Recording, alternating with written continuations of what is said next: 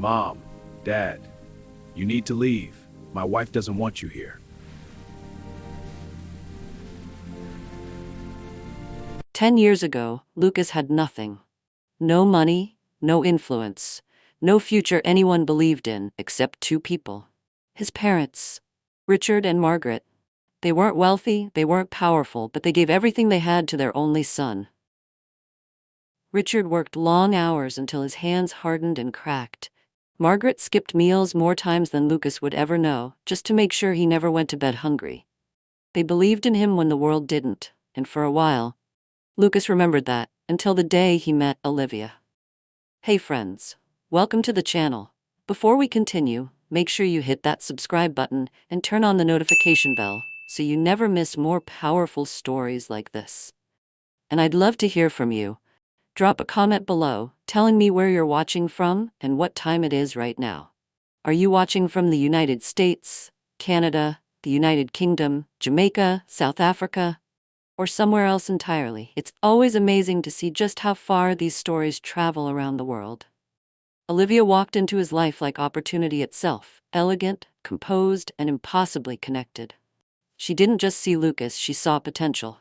Within months, doors that had always been closed opened. Investors started calling. Meetings turned into deals. Deals turned into millions. And somehow, millions turned into billions. Lucas became a name people respected, a man people feared, a billionaire. But with every step forward, something behind him began to fade. Phone calls from home became interruptions. Visits became obligations. Love became inconvenience. And slowly, quietly, Lucas began to forget the two people who built the foundation he was now standing on. That is how it always begins. Not with a decision, not with a moment, but with silence. The first call he missed was on a Tuesday. Margaret had called to wish him a good morning. Just that. Nothing more. But Lucas was in a meeting, and meetings paid more than mornings did. He let it ring. Then he let it ring again, and when he finally saw the missed call later that night, he didn't call back. He told himself he would in the morning. He didn't. He forgot. That was the first time. It wouldn't be the last. Margaret noticed. Of course she did. Mothers always notice the calls that don't come back. But she didn't complain. She never complained. She just kept cooking the same meals she always cooked, watching the news Richard liked to watch, folding the laundry twice because her hands needed something to do while she waited. And while she waited, Lucas was signing contracts, buying buildings, shaking hands with men who wore watches worth more than Richard earned in a lifetime. Lucas told himself he was too busy. He told himself that success had seasons. He told himself the money he sent home every month was enough. Money is never enough. Not when what they wanted was you. But Lucas didn't understand that yet. He was too busy becoming someone, too busy forgetting who he used to be. And that's when Olivia made her move.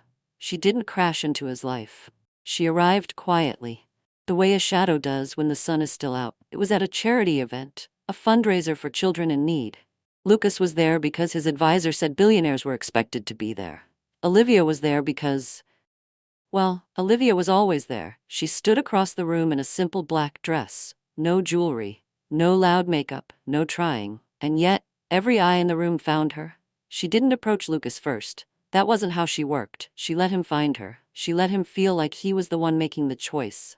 When their eyes finally met, she smiled, just slightly, like she already knew him, like she had been waiting for him, like this moment was written somewhere a long time ago. Lucas walked over. He opened his mouth to introduce himself, but Olivia spoke first. Lucas, soft, certain, like she'd been practicing his name. He laughed, caught off guard. Do we know each other? Olivia tilted her head. Not yet. That was the line, the hook, the start of everything. 3 months later, they were engaged. 6 months later, they were married. And within 2 years, Lucas had gone from a man with a promising startup to a man whose name was stitched into the fabric of every major deal in the city. Everyone said Olivia brought him luck. Investors who had ignored him for years suddenly took his calls. Boards that had laughed at his pitches were now begging to join them. Partners who had blocked him were replaced overnight with people who already seemed to know his name. Lucas thought he was winning. He thought he was building something. He thought the doors opening around him were proof of his genius. He never once asked who was holding those doors open on the other side. And while he climbed, Richard's hands got a little slower. Margaret's back bent a little lower, and the small house on the edge of town got a little quieter. At first, Olivia was perfect. That's what everyone said. She was graceful in public, always smiling, always saying the right things. At events, she stood beside Lucas like a queen, elegant, supportive, admired. People envied him. Lucas is lucky, they whispered. A woman like Olivia? That's rare. And Lucas believed it. What he didn't see was who she really was when the doors closed. It started small, so small. It didn't feel dangerous. One evening, Lucas was on the phone with his mother, Margaret. He was smiling, genuinely smiling. For the first time that day, Olivia walked in and paused. She didn't say anything at first. She just watched, waited, then softly, sweetly, she spoke. "Still talking to them?" Lucas chuckled. "Yeah, it's my mom," Olivia smiled, but it didn't reach her eyes. "Of course," she said gently. "I just thought you'd be focusing more on your image now." Lucas frowned slightly. "What do you mean?" She walked closer, resting a hand on his shoulder. "You're not that struggling boy anymore, Lucas. You're a billionaire now. People watch everything you do." Her voice was calm, reasonable, convincing. "Associations matter," she continued softly. "The way people see you matters." Lucas hesitated. It sounded logical, it sounded harmless, and that's how it began. Days passed, then weeks, and Olivia kept planting seeds. Never aggressively, never loudly, always softly, always with a smile. "They don't really fit into your world anymore. They might embarrass you in front of investors. People might start questioning your standards." Little by little, she reshaped his thinking. That is how a poison works. Not in one swallow, in one drop at a time. But what Lucas didn't know was that Olivia wasn't making this up as she went. She had done this before. She had said these exact words before. To a different man. In a different house. With a different pair of parents being pushed out of the picture. Olivia's first husband had been a lot like Lucas. Brilliant, hungry, broken in all the right places. She had built him up, watched him rise, then stripped him to nothing the moment he forgot where he came from. She had walked away with a company, a portfolio, and a lesson. Men who forget their mothers are the easiest men to erase. And Lucas was exactly her type. Then came the first real test. "Invite them over," Olivia said one afternoon, smiling. Lucas looked surprised. "Really?" "Of course," she replied sweetly. "They're your parents." But behind that smile, something else was hiding. The night they arrived, everything changed. Richard and Margaret stepped into the mansion, nervous, out of place, but proud. Proud of their son. Margaret couldn't stop smiling. Richard tried to hide how overwhelmed he was. But Olivia noticed everything. The way Margaret held her bag too tightly. The way Richard hesitated before sitting on the expensive furniture. The way Margaret's shoes didn't quite match her dress. The way Richard's collar was slightly crooked. Every detail, every imperfection. And she hated it. Not because they were embarrassing, but because they reminded her of something. Something she had worked very hard to bury. At dinner, she played her role perfectly. Laughing, serving them, acting warm. But her eyes judged every movement, every word, every mistake. When Margaret accidentally used the wrong fork, Olivia smiled, but under the table, her fingers tightened around her glass. When Richard spoke about Lucas's childhood, about how Lucas used to collect bottle caps and sell them at the corner shop to help buy his own school shoes, Olivia's expression froze. Just for a second, a flash of irritation. Then it was gone. But Margaret saw it. Margaret always saw. Mothers see what billionaires miss. Later that night, when Lucas stepped out of the room, Margaret leaned toward Richard and whispered something. Just 5 words. "That woman doesn't love him." Richard didn't respond. He didn't need to. He had already felt it himself. But who were they to say anything? They were the old ones now, the past. The small people from the small house, and their son. Their son had become someone too big to warn. That night, after the parents left, the mask dropped, completely. Olivia's voice turned cold, sharp. "Never bring them here again." Lucas blinked, confused. "What? Why?" She turned to him slowly. "They don't belong here, Lucas. They don't belong in your life anymore." Her tone wasn't emotional. It wasn't angry. It was final. Lucas tried to laugh it off. "They're my parents, Olivia. And I'm your future," she replied instantly. Silence filled the room. You have a reputation now, she continued. Standards, power, influence.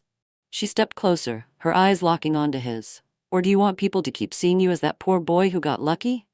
That hit him hard, because deep down, that fear already lived inside him, and Olivia knew it. Olivia always knew where the fear lived. That was her gift, finding it, feeding it, and then selling the cure. From that night on, the distance grew. Calls became shorter, visits became excuses, excuses became silence.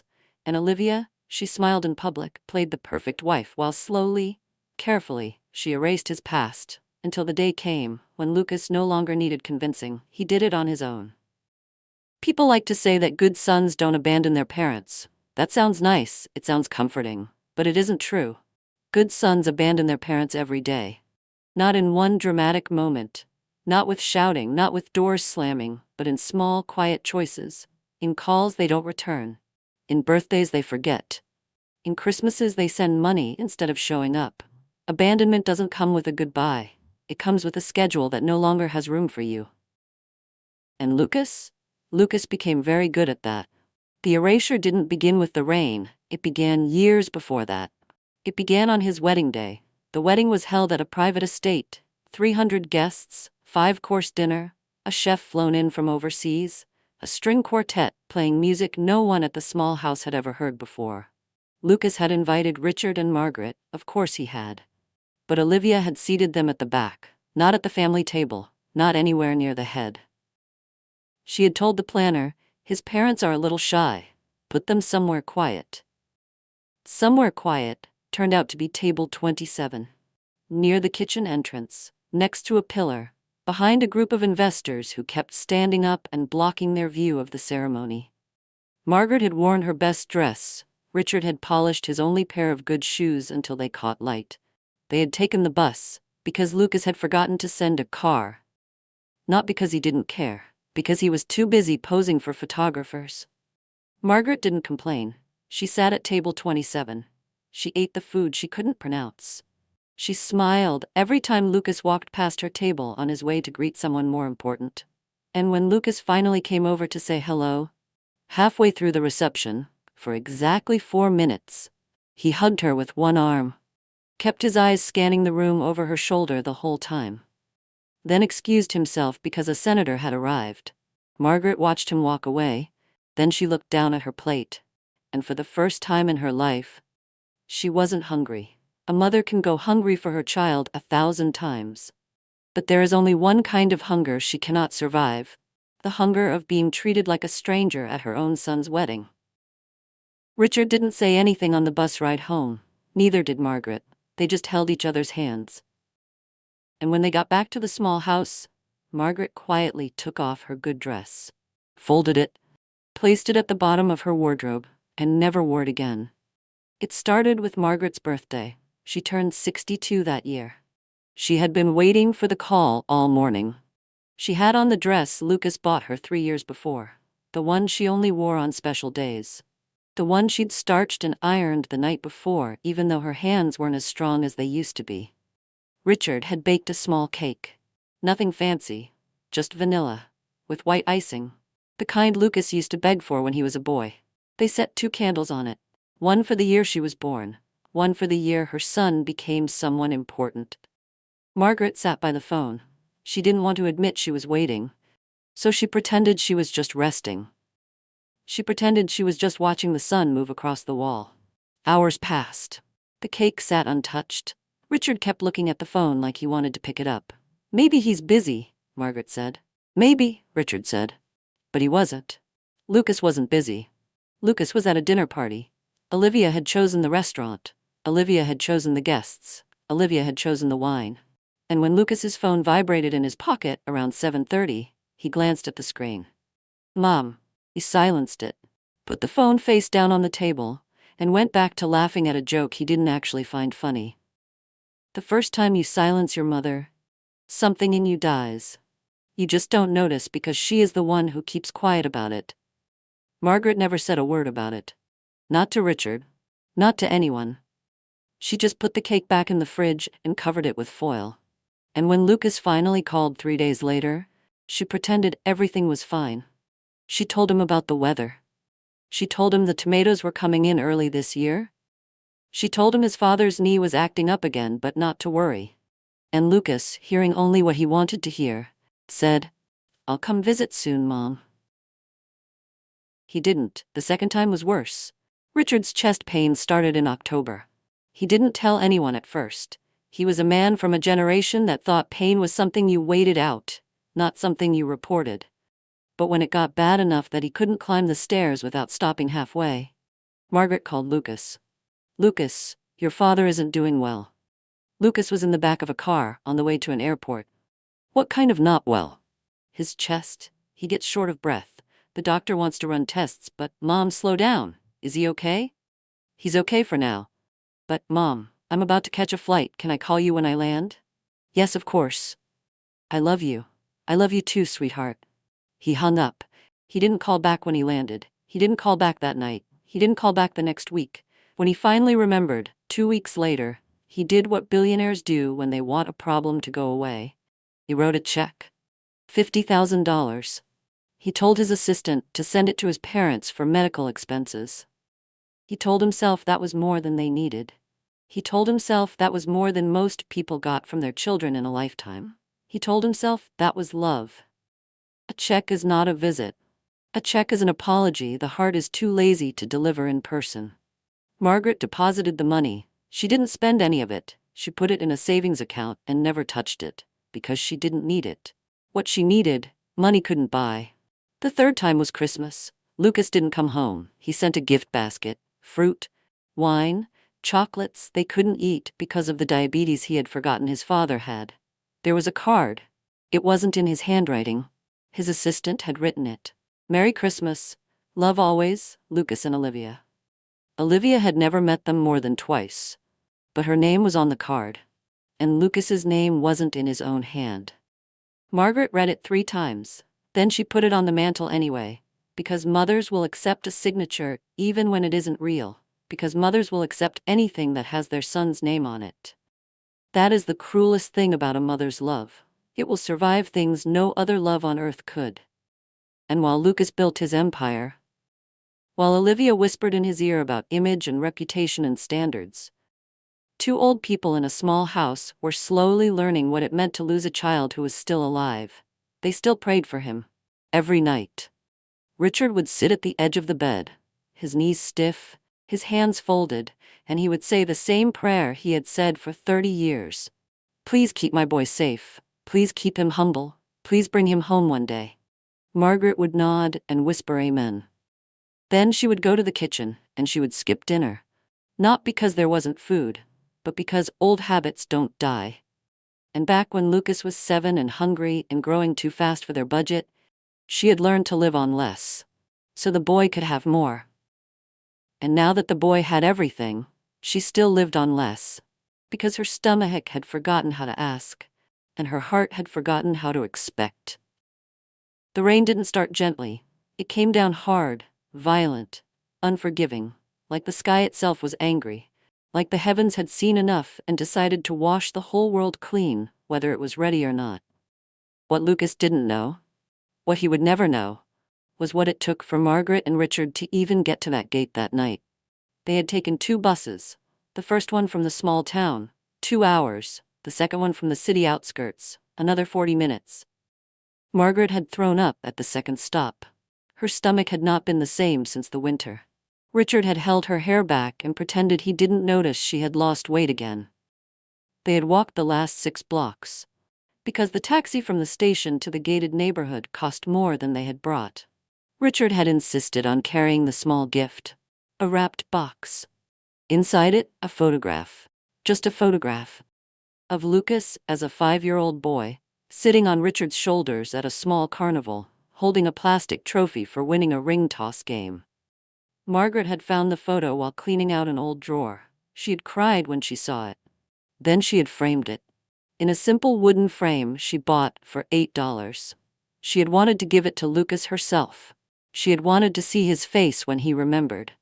She had wanted him to see himself as that boy again. Just for one moment. Just long enough to come home for dinner. Just long enough to eat the meal she had planned to cook for him that weekend. The old one. The one with the vegetables he used to hate and then beg for when he was sick. That is why they came that night. Because Richard had not been sleeping well. Because the doctor had used a word that started with C. Because when you are given 6 months, every month is a gift you must not waste. And because Margaret could not bear the thought of Richard dying without his son in the room. That was the plan, a photograph. A dinner, a son, that was all. Inside the mansion, everything was calm, warm lights, soft music, expensive silence. Lucas sat in the living room, scrolling through his phone, half listening as Olivia spoke about an upcoming event. A gala, black tie, important people, important photographs, the kind of night that would end up in a magazine. Then, a buzz from the intercom. The security guard's voice came through, hesitant. "Sir, there are 2 people at the gate asking to see you." Lucas frowned. "Who?" There was a pause. Then, "Your parents, sir." Silence. The kind that lingers too long. Lucas didn't move. For a brief second, something flickered in his eyes. Memory. The body always remembers the people who fed it, even when the mind tries to forget. But before the memory could settle, Olivia looked up. Calm. Unreadable. "Your parents?" she repeated softly. Lucas exhaled. "I didn't know they were coming." The intercom buzzed again. "Sir, it's raining heavily. They've been standing here for a while." Lucas stood up slowly, walking toward the window. From a distance, he could see them. 2 small figures behind the gate, soaked. Still. Waiting.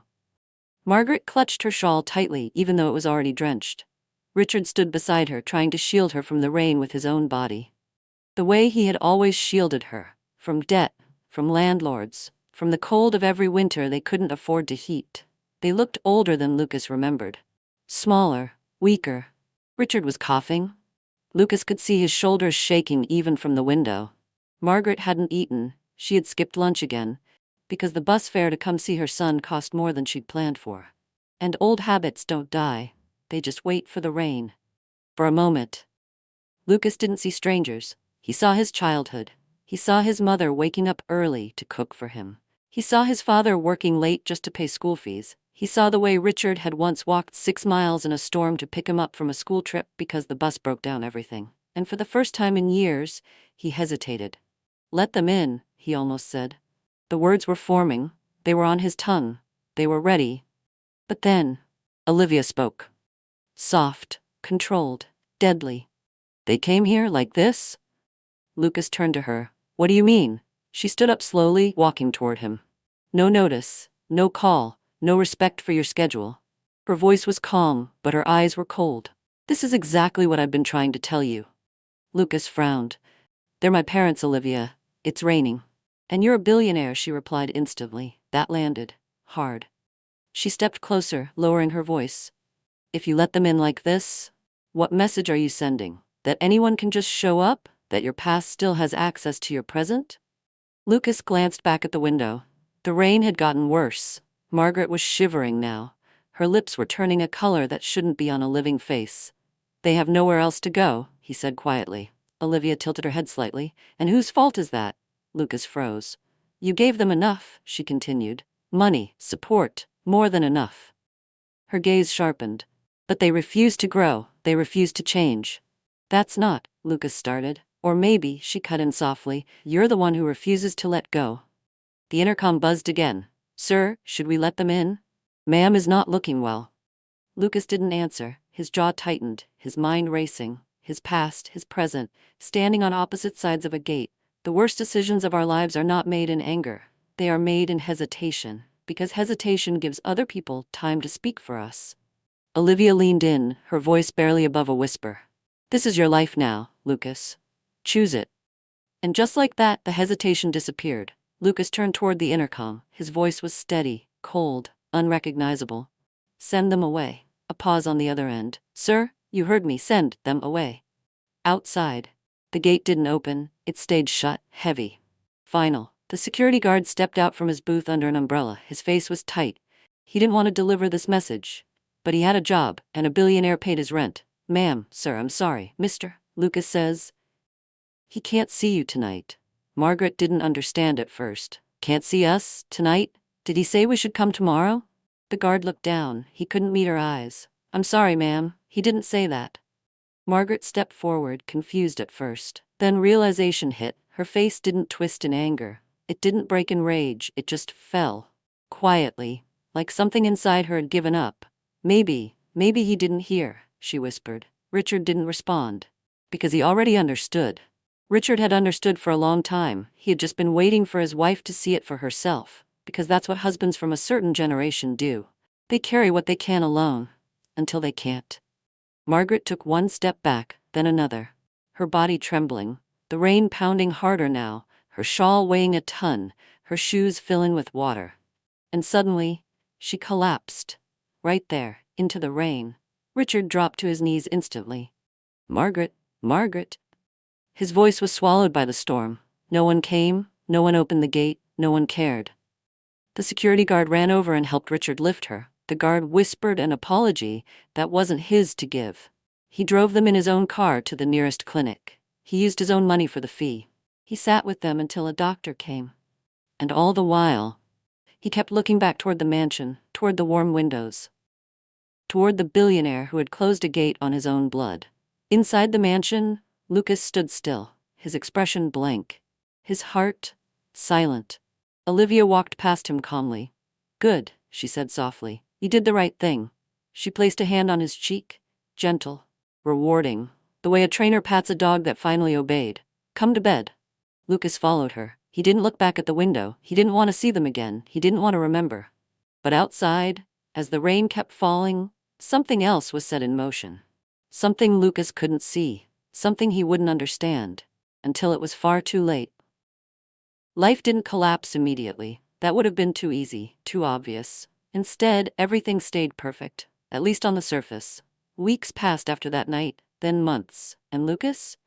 He moved on like nothing had happened. No calls, no questions, no guilt he was willing to face. If the memory of that rainy night ever tried to come back, he buried it. Deep. He told himself his mother had recovered. He never confirmed it. He never asked. He just assumed. Because asking would have meant caring, and caring would have meant facing what he did. The easiest way to live with guilt is to pretend you never caused any. Olivia, on the other hand, changed. But not in a way anyone could easily notice. She was still elegant in public, still supportive, still the perfect billionaire's wife. But behind closed doors, she became distant, cold in a different way, not controlling anymore, not correcting him, not even arguing.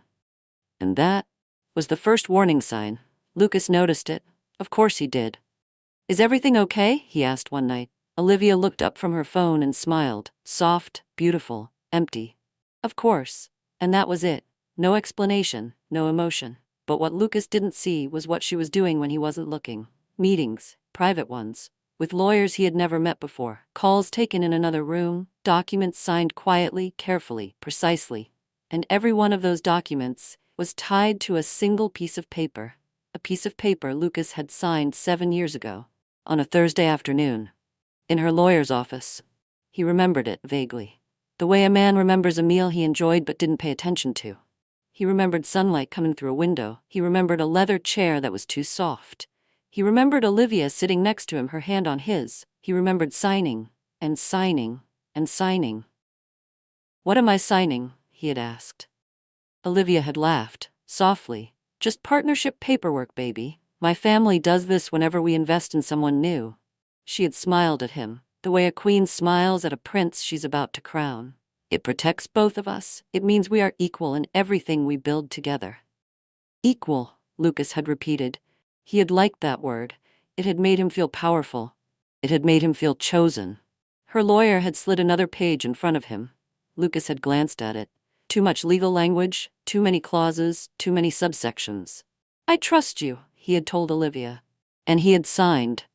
Without reading. Because reading felt like an insult. Because reading would have meant he thought she might be lying.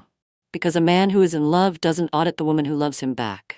The most expensive signatures are the ones we sign with our eyes closed. And buried inside that document, inside the fine print no one ever reads, was a clause. Cold. Simple. Final. In the event of dissolution of marriage, all assets held under the joint venture umbrella, including but not limited to shares, properties, holdings, and brand licenses, shall revert in full to the party listed as primary principal. Primary principal, Olivia Marie Ashcroft. Not split. Not negotiated. Returned. Completely. The company he thought he built, the properties he thought he bought, the accounts he thought he owned, the lifestyle he thought he earned. All of it. Hers. And Lucas? He had signed it, smiling, grateful, blind. Back then, it meant nothing. Now, it meant everything. But the most dangerous part, Olivia hadn't reminded him. Not once. Not ever. Because she didn't need to. She wasn't planning to argue. She wasn't planning to fight. She wasn't even planning to warn him. She was waiting. Patiently. Silently. Like someone who had already decided how the story would end. And while Lucas believed he was still in control, still powerful, still untouchable, Olivia had already started walking away. Piece by piece. Emotion by emotion. Until there was nothing left to hold her back. And every night, while Lucas slept beside her, she laid awake thinking about the boy she had chosen 7 years ago. The hungry one. The ambitious one. The one who reminded her of someone else. Her first husband had been exactly like Lucas. A boy with nothing. A boy with everything to prove. A boy who had eventually become a man who was too successful for her. That man had left her, on a Tuesday, for a younger woman. And he had walked out with half of everything, including her pride. Olivia had promised herself on that Tuesday that no man would ever do that to her again. So she had learned. She had studied. She had built a system. Find the hungry ones. Feed them. Shape them. Tie them to her legally before they realized they were tied. And the day they started to get too comfortable. The day they started to believe they had built all of it themselves. The day they started to forget where they came from. That was the day she left. And took everything with her. Lucas was not her first. The predators you never see coming are the ones who smile while they set the table. He wasn't going to be her last either, because there was already another one. Young, hungry, ambitious. A boy in his late 20s who had appeared in the business pages for the last 6 months. A rising star, a visionary. A name people were whispering the way they had once whispered Lucas's. And every time that young man appeared in print, Olivia cut the article out and placed it in a folder, labeled in her own handwriting. Next. And when the time came, she wouldn't just leave. She would take everything with her, including the life Lucas thought he owned. It didn't happen with shouting, no warning, no dramatic fight, no broken glass, just silence. Lucas noticed it more now. Olivia barely spoke to him, she smiled less, stayed out longer, and when she was home, she felt like a stranger, cold, distant, untouchable. One night, he finally snapped. "Olivia, what's going on with you?" he demanded. She looked up from her phone slowly, calm as ever. "Nothing," she said. That word again. Nothing. Lucas ran a hand through his hair, frustrated. "Don't do that. Don't act like everything is fine when it's clearly not." Olivia studied him for a moment. Then she smiled, but this time it was different. There was no warmth in it, no softness, just finality. "You really don't see it, do you?" she said quietly. Lucas frowned. "See what?" Olivia stood up, smooth, composed, like she had rehearsed this moment 1,000 times, because she had. "I'm done, Lucas." The words didn't land at first, they just floated there, meaningless, confusing. "What?" He let out a short laugh. "What do you mean you're done?" Olivia didn't repeat herself. Instead, she turned toward the door and opened it. Someone walked in. A young man, late 20s, sharp suit, confident walk. Everything Lucas used to be, before power changed him. Lucas's expression dropped. He recognized the face. He had seen it in the business section last week. Rising tech visionary closes $70 million Series B. Lucas's stomach went cold. "Who is that?" he asked, but he already knew. The young man didn't speak. He didn't need to. The way he stood beside Olivia said everything. Possessive, practiced, positioned. Lucas had stood in exactly that spot 7 years ago, at exactly that angle, at exactly that distance from Olivia's shoulder. He was looking at himself, 7 years younger, 7 years stupider. Olivia walked over to him calmly, then looked back at Lucas. "I've moved on." Silence. Heavy. Crushing. Lucas shook his head, laughing in disbelief. "You're joking." No one laughed with him. "You're joking, right?" His voice hardened. Olivia's gaze didn't change. "I'm filing for divorce." That's when it hit. Hard. Real. Lucas stepped forward, anger rising. "After everything I've done for you?" The moment the words left his mouth, Olivia's expression shifted, just slightly. "Everything you've done?" she repeated softly. There it was. For the first time, a crack in her calm. Lucas didn't notice. He was too far gone. You think you can just walk away, take what we built and leave? Olivia let out a quiet breath. Then, she snapped her fingers. The door opened again. This time, lawyers, 3 of them. They walked in with precision, calm, professional, prepared. One of them stepped forward and placed a folder on the table. Mr. Lucas, he said, these are the divorce documents. Lucas scoffed. I'm not signing anything. The lawyer didn't react. Instead, he opened the folder, turned it toward him, and pointed. Then perhaps you should read Clause 17.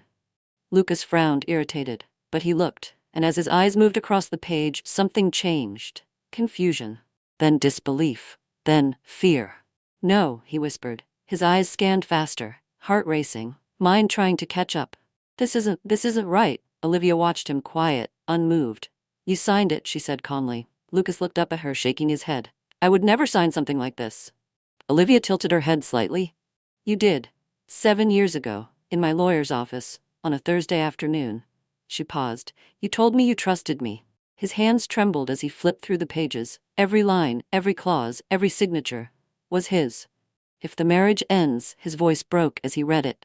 All assets revert to Olivia. Silence. Lucas looked around the room, at the house, at everything he thought was his. Wait, he said, panicking now.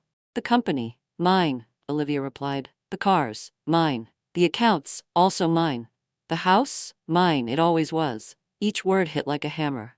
Lucas staggered back slightly. This is insane. This is fraud. The lawyer spoke calmly. It's legally binding and reviewed by 3 independent firms. We expected this reaction, so we've already filed with the court to freeze disputed accounts pending closure. Lucas turned to Olivia, desperation now replacing anger. You can't do this to me. And that's when she smiled again. But this time, there was no mask left, no sweetness, no pretense, just cold, calculated truth. I already did. The room felt smaller, heavier, like the walls were closing in. You built nothing, Lucas, she continued. I gave you everything. Every investor, every deal, every table you ever sat at, every board that said yes. And you thought that was you? She laughed, not cruelly, almost kindly. The way you laugh at a child who believes he made the sun come up. You are the 3rd, Lucas. Lucas blinked. The 3rd what? Olivia glanced at the young man beside her. The 3rd man I've built. The 3rd man who forgot where he came from. The 3rd man who thought he was too important to visit his mother in the rain. And that is when Lucas understood. He had been chosen. Not loved. Chosen. Lucas's mouth opened. No words came out. Olivia walked closer, close enough that he could smell her perfume one last time. You know when I decided? She whispered. The night your mother collapsed at the gate. Lucas's legs went weak. You don't close a door on your mother and walk back to your wife without losing something, Lucas. And on that night, you lost me. I just hadn't told you yet. She stepped back, took the young man's hand, and walked toward the door. Before she stepped out, she turned one last time. By the way. Her voice was quiet, almost gentle. Your father died 3 weeks ago. Lucas froze. Your mother buried him alone. I saw the notice in the local paper when I was doing my due diligence on other matters. Lucas couldn't breathe. I didn't tell you because I wasn't sure you'd care. And then she was gone. Lucas stood there, broken, speechless, powerless. In one moment, he lost his wife, his empire, his identity, his father, everything. And just like that, the billionaire became nothing. The mansion gates opened one last time. But not for a guest, not for a billionaire. For Lucas. A single suitcase was dropped beside him. Nothing more. No farewell, no apology, no second glance. The gates slowly closed behind him. The same gates he once refused to open. Every gate you close on someone else will one day close on you. That is not a warning. That is a promise. Lucas stood there in silence, looking at the place he used to call home, the place he thought he owned. Now, it didn't belong to him. None of it did. For the first time in years, there were no guards waiting for his command. No cars ready at his signal. No power. No control. Just emptiness. And then it hit him. The rain. The gate. His parents. His father. 3 weeks ago. His mother. Alone. Alone. His breathing changed. Shallow. Uneven. No, he whispered. Without thinking, Lucas grabbed his suitcase and started moving. Faster. Then faster. Until he was running. Not toward power. Not toward money. But toward the past he abandoned. The journey felt longer than it should have. Every second. Heavy. Every memory. Louder. He saw it all now, clearer than ever. His mother's smile, his father's sacrifices, the bottle caps he used to sell, the cake Margaret had made for her 62nd birthday that he never called on, the check he had sent instead of a visit, the Christmas card he didn't even sign in his own hand. That night in the rain. "Please," he muttered under his breath. "I just need one chance." We always ask for chances after we have already wasted the ones we were given. The last time he had taken a public bus, he had been 17 years old. Now he was 38, a grown man, a billionaire, a former billionaire, sitting on a cracked plastic seat with a single suitcase, heading back to the small house he had forgotten. The bus smelled like rain and old vinyl. 2 school children sat in front of him, sharing one pair of earphones, laughing at something on a phone screen. An old woman next to the window was knitting. Her hands moved the way Margaret's used to move. Lucas watched her fingers. He couldn't stop watching them. They were cracked, slightly bent at the knuckles, the kind of hands that had washed 1,000 plates and folded 1,000 shirts and held 1,000 babies that weren't even hers. The kind of hands his mother had, past tense. He looked away. Out the window. The city thinned into suburbs. The suburbs thinned into highway. The highway thinned into the narrow road he used to walk as a boy. There was the convenience store where he had bought his first soda with money he earned himself. There was the bus stop where Richard used to wait for him every afternoon. There was the corner where he had once tripped and scraped his knee, and Margaret had carried him home, even though he had been too heavy to carry even then. He had forgotten all of these corners. For 20 years he had forgotten, and every one of them had been waiting for him. The other passengers didn't recognize him. Why would they? His face had only ever appeared in magazines. And the people on this bus didn't read those magazines. They read bills. They read school report cards. They read the faces of their children to check if they had eaten enough that day. A woman sitting across from him looked at his suit, then at his hands, then at his eyes. Something in his eyes must have told her everything. She didn't say anything. She just reached into her bag, took out an apple, and placed it on the seat next to him, without a word, without expecting anything, because that is what his mother used to do. For strangers, for neighbors, for him. Lucas held the apple in his hand, and for the first time in many years, he cried. Quietly. The kind of crying that doesn't make a sound. The kind that just leaks out of a heart that finally understood what it had lost. The richest man on the bus that day was the woman with an apple in her bag. When the bus dropped him off, everything felt wrong. The street was still there. The small store on the corner. The same green awning, faded now. The neighbor's dog, older, grayer, lifting its head to look at him and then lowering it, like it didn't recognize the scent. The small stone bench at the end of the lane where his father used to sit and read the newspaper on Sunday mornings. All of it still there. All of it waiting. The house was still there, but quieter. Too quiet. No lights on. No smell of dinner. No voice calling out his name. He stood at the gate for a moment, the same gate he used to swing on as a child. The hinge was broken on one side now. It hung slightly. Waiting for someone to fix it. No one was going to fix it anymore. Lucas approached slowly, his heart pounding like it was trying to escape his chest. He knocked. Once, twice. No answer. "Mom?" His voice cracked. "Dad?" Nothing. The door creaked open slightly, unlocked. Lucas stepped inside, carefully, like he didn't belong there anymore. Because he didn't. He hadn't belonged in this house for years. The air felt different, still, heavy, like the air itself was waiting for someone who wasn't coming back. And then, he saw it. On the small dining table, the table where he had eaten every meal of his childhood. A framed photograph. His parents, smiling, holding each other. Taken at the park last summer. Richard had his arm around Margaret. Margaret had a flower tucked behind her ear.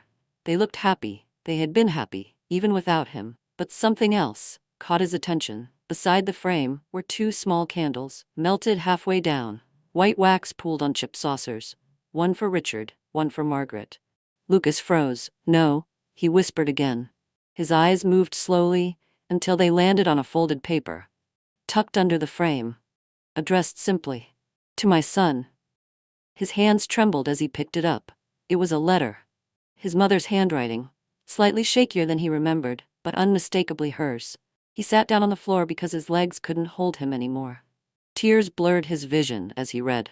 Lucas, we came to see you that night not because we needed money, but because we missed you. Your father hadn't been well for a while. The doctors told us in August.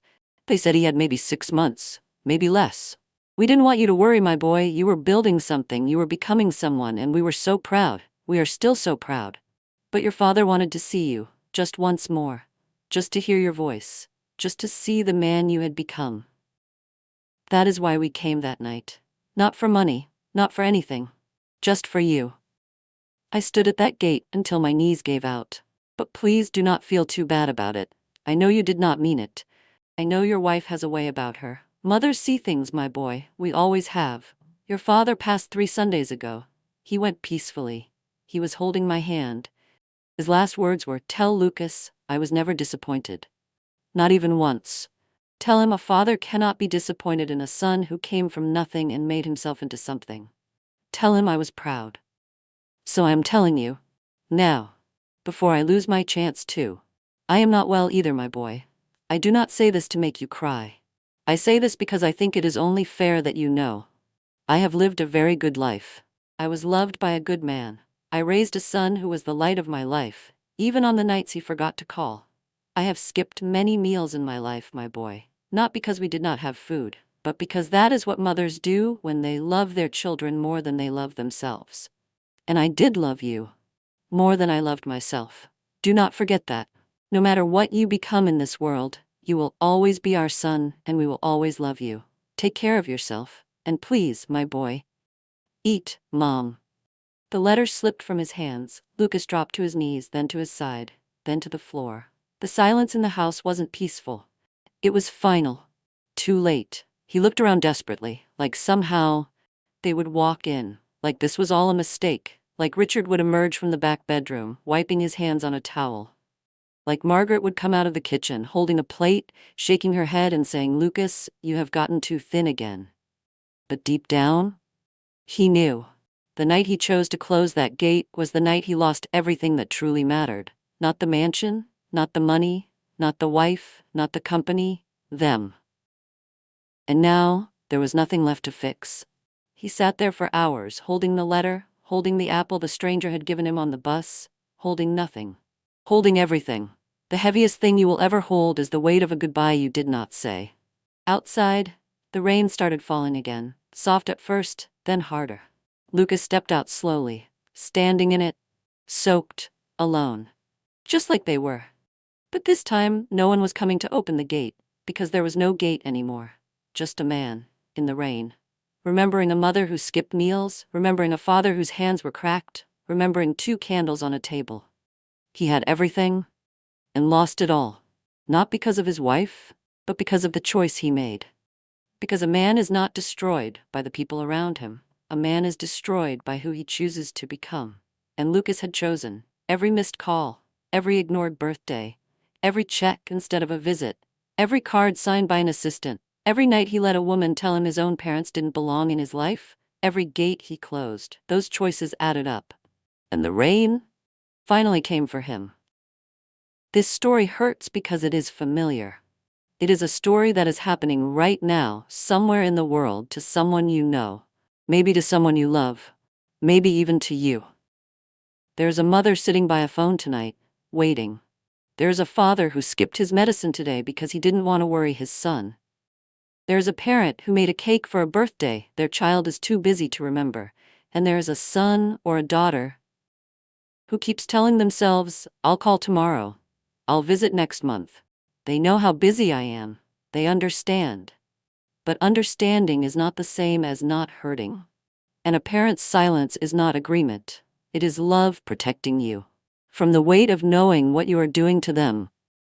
The people who love you most will never tell you how much you are hurting them. That is exactly why you should pay attention. The most dangerous partners are not the ones who hit you. They are the ones who teach you to slowly hate the people who loved you first. The ones who tell you your past is an embarrassment. The ones who make you feel small for coming from small beginnings. The ones who make your mother's love sound like a burden. The ones who make your father's cracked hands sound like a flaw. Run from those people. Run fast. Because everything Lucas had, every deal, every empire, every shiny title. None of it warmed his hands the night he stood alone in the rain. Only one woman in this story ever warmed him. And she had been skipping meals since he was 7. The real tragedy of this story is not that Lucas lost his money. It is that he lost his family long before the contract was ever enforced. He lost them the first time he silenced his mother's call. The money reveal at the end was just the universe collecting a debt that had already been owed. Karma is not a lightning bolt. Karma is a ledger, and every unkindness earns a line in it. Sooner or later, someone comes to read the balance. Do not let that someone find you in the rain. Call your mother. Not tomorrow, tonight. Even if it is just to hear her voice for 3 minutes. Especially if it has been a long time. Especially if you feel that little guilty twinge in your chest right now. That twinge is not a coincidence. That twinge is the universe warning you. Listen to it. Margaret deserved better. Richard deserved better. And so do the parents still waiting by the phone right now while you watch this video. Somewhere, a mother is cooking a meal her child will never come home for. Somewhere, a father is pretending his chest doesn't hurt. Somewhere, a cake is sitting in a fridge wrapped in foil, waiting. Do not let that cake go uneaten. Like this video if Lucas's story made you feel something. Share it with the person who keeps saying, "I'll call them tomorrow." Subscribe and turn on the bell so you do not miss the next story. And in the comments below, I want to know 2 things. Where are you watching from, and what time is it there? Are you watching from the United States, Canada, Australia, United Kingdom, South Africa, Jamaica, Trinidad, or somewhere else entirely? It is always amazing to see how far these stories travel. I will see you in the next story.